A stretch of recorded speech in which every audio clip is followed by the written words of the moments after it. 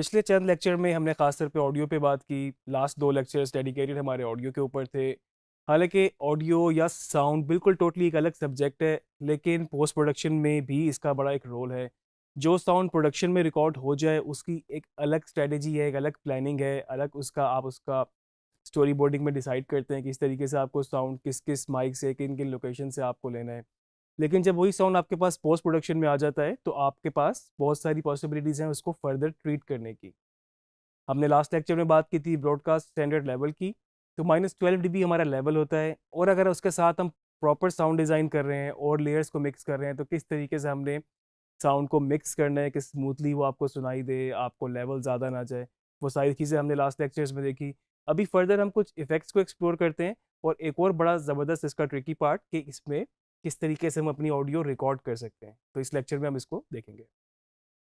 तो हम अपने एडोबी प्रीमियर प्रो सॉफ्टवेयर में आ चुके हैं, और मेरे पास इस वक्त 2 ऑडियो टाइमलाइन पर हैं। इससे भी पहले अगर जो हमने बात की थी कि मैं आपको एक स्पेशल फीचर और बताने लगा हूँ, जो कि आप इसके अंदर अपनी ऑडियो रिकॉर्ड कर सकते हैं। अगर आपके पास एक अच्छा माइक है, तो आप अपने माइक को कंप्यूटर के साथ कनेक्ट करके कोई भी वॉइस ओवर्स रिकॉर्ड कर सकते हैं, या फिर आपने अगर कभी सुना हो डबिंग का, क्योंकि क्या होता है अगर एक सीन आपके सामने चल रहा हो, उसको देख के आपने उसको वॉइस करना है, तो आप ये भी प्रीमियर प्रो के अंदर रहते हुए कर सकते हैं। हम देखते हैं किस तरह से इसको हम कर सकते हैं। हम यहाँ पर अपने विंडो में गए, विंडो के टैब के अंदर हमने ऑडियो ट्रैक मिक्सर को ऑन किया। आप देख सकते हैं आपके पास ये एक ऑडियो मिक्सर खुल चुका है। मैं इसको फुल स्क्रीन करता हूँ अपनी टिल्डा की से, और मेरे पास कुछ इस तरह से ये फिगर्स आ रही हैं, और ये A1 A2 A3 ये बिल्कुल ऐसे ही है जिस तरह आपके पास आपकी लेयर्स में A1 A2 A3 है। तो इसका मतलब ये है कि आपके पास अपने ट्रैक मिक्सर में एक कंट्रोल मौजूद है, जो कि आपके पास लेयर टू लेयर आपके पास एक कंट्रोल है। तो यहाँ से आप इनके लेवल भी कम कर सकते हैं। हर लेयर का आप किसी लेयर का चैनल पूरा लेफ्ट या फिर राइट कर सकते हैं। क्विकली आपको बता दूं, जो हमारे पास 2 चैनल होते हैं वो स्टीरियो कहलाता है, आपने अक्सर सुना होगा कभी।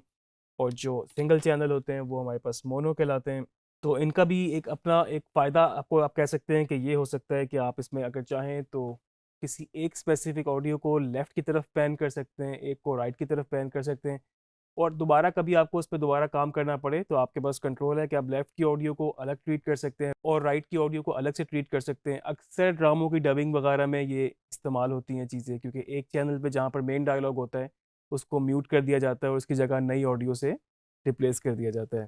खैर, आपने इसमें देखा हमारे पास यहाँ पर लेयर्स अलग-अलग से हैं। अगर किसी एक लेयर पे मैं कुछ रिकॉर्ड करना चाहता हूँ, तो बेशक मैं यहाँ से पहले उसको सिलेक्ट कर लूँ कि मुझे किस लेयर पे काम करना है।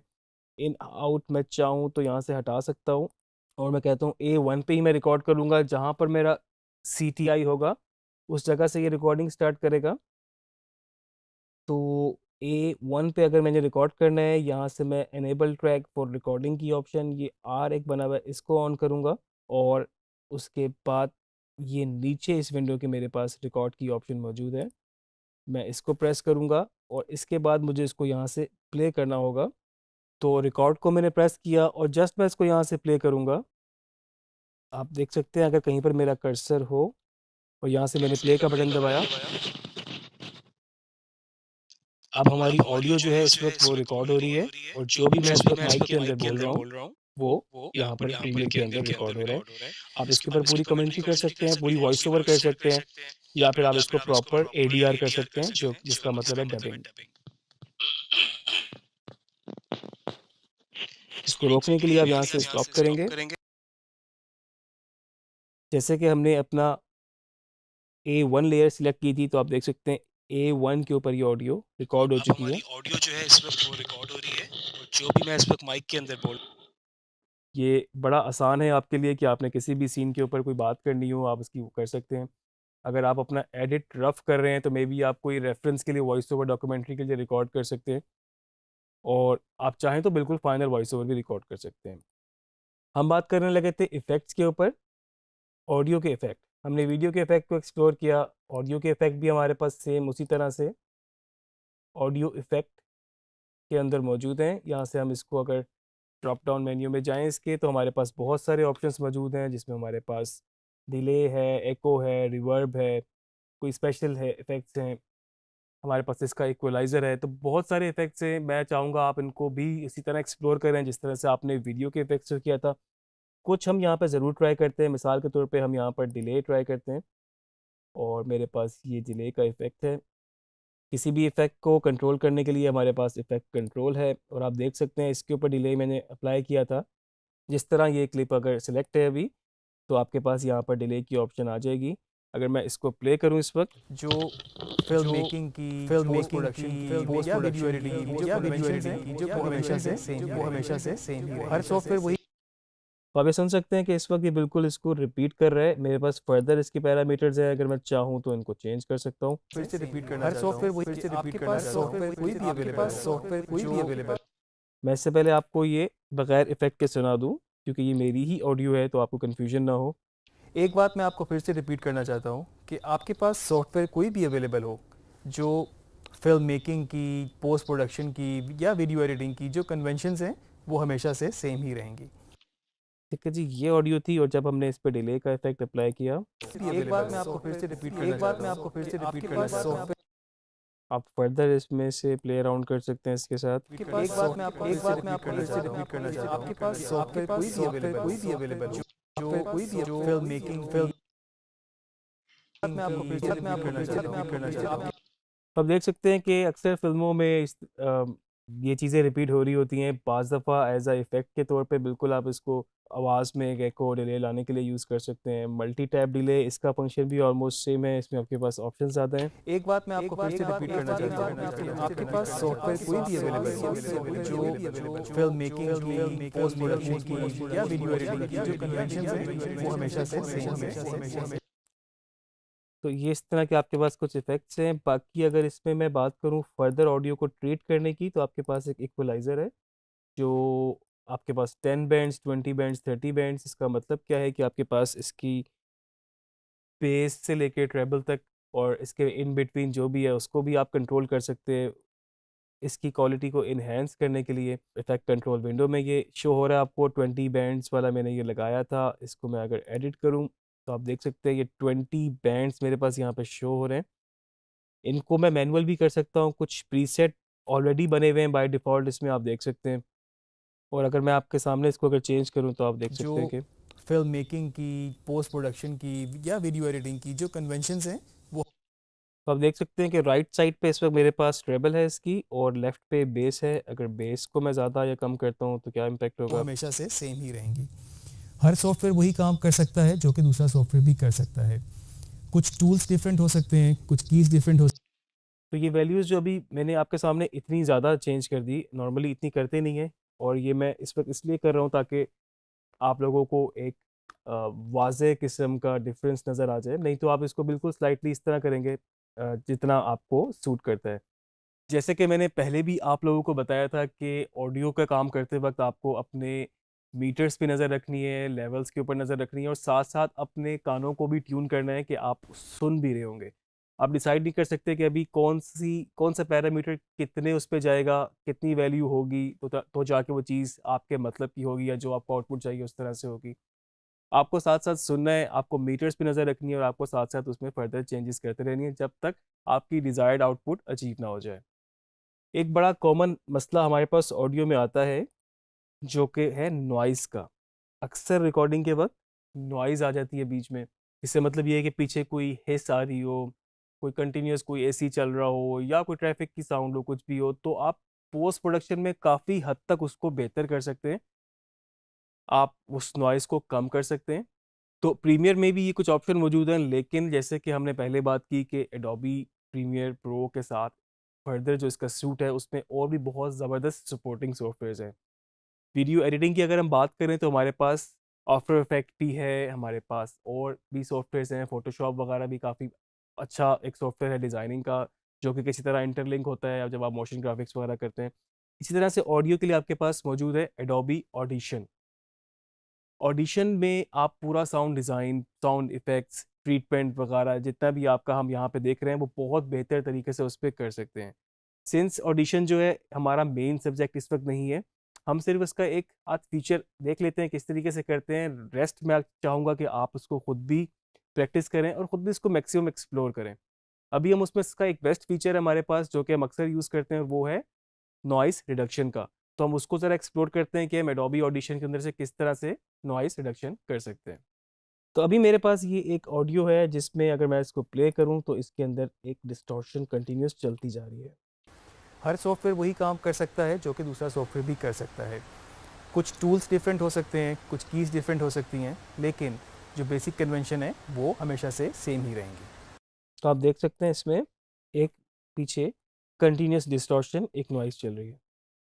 सबसे अच्छी बात इसमें आपके पास ये हो सकती है जब आप पूरे एक प्रीमियर के सूट पे काम कर रहे हैं, आपके पास ऑडिशन भी इंस्टॉल है, तो आप यहीं से ही डायरेक्टली इस फाइल को ऑडिशन के अंदर ओपन कर सकते हैं। आपको ज़रूरी नहीं है कि आपने ऑडिशन पहले ओपन करना है, फिर आपने नया प्रोजेक्ट उसकी सेटिंग्स बनानी है, नया प्रोजेक्ट सेव करना है, फिर आपने फाइल इंपोर्ट करनी है।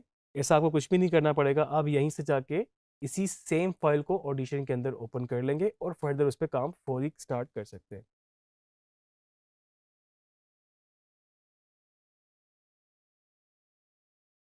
तो ये ऑडियो हमारे पास खुल चुकी है, ये ऑडिशन आपके पास आ गया है, कुछ बेसिक सा इंटरफेस है। मुझे यकीन है कि कुछ प्रीमियर की अंडरस्टैंडिंग के बाद आपको थोड़ा बहुत ऑडिशन का भी पता लग रहा होगा। उसी तरह से टैब्स हैं, उसी तरह से विंडो हैं, उसी तरह से वर्क स्पेसेस बनी हुई हैं, आपके पास ऑडियो लेवल्स आ रहे हैं। और ऑब्वियसली इसमें वीडियो नहीं है, तो हमारे पास मेजरली ये ऑडियो का सॉफ्टवेयर है, तो इसमें हमारे पास ऑडियो का ये एक आ रहा है जो फाइल हमारे पास सामने खुली हुई है।